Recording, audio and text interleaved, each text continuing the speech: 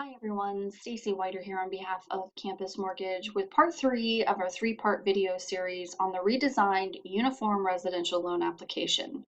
Now just a quick reminder before we get started, this video is for informational purposes only and should not be considered legal advice or used in place of the CFPB or Fannie Mae guidelines.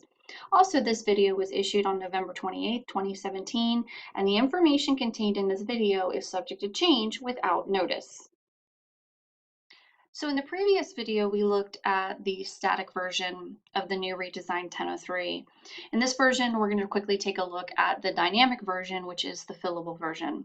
So you can see here, there are little gray boxes under each section where it's fillable. As you can see, I can just type my name in here.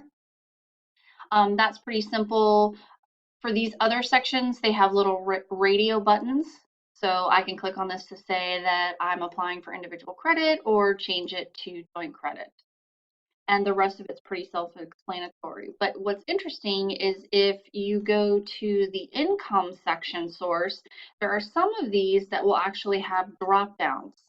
So for example, if I want to choose my other source of income, it gives me all the choices that I can pick. So if it's child support income, obviously I would pick that, and then I would go over here and add in whatever the amount is.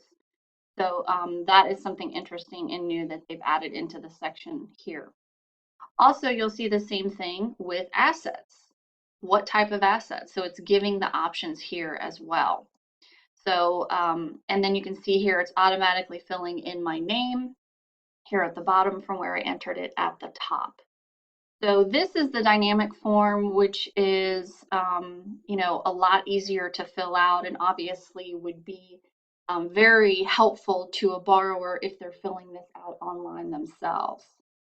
So as you can see, all of the sections and the areas are highlighted.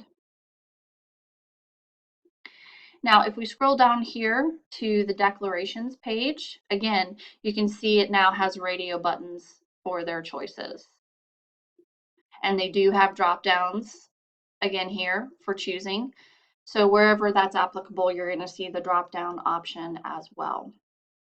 But overall, it is a longer form and more information for the borrower and for the lender to fill out. But just remember, the spirit behind this change was to make sure that it's compliant with Regulation B to include the applicant language preferences.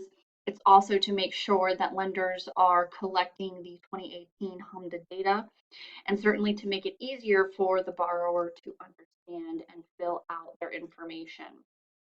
So definitely take a look at this when you get some time. Definitely check out the Fannie Mae website where you can see the static version and the dynamic version as well.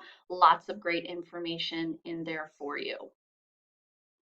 All right, everyone. Well, that concludes the 3-part video series on the new redesigned 1003. Thanks so much for watching. For more tips and videos, please visit campusmortgage.org to look for their weekly mortgage video tips designed for all mortgage professionals, including underwriters, processors, loan officers, closers, post-closers. Have a great day. We'll see you next time. Bye-bye.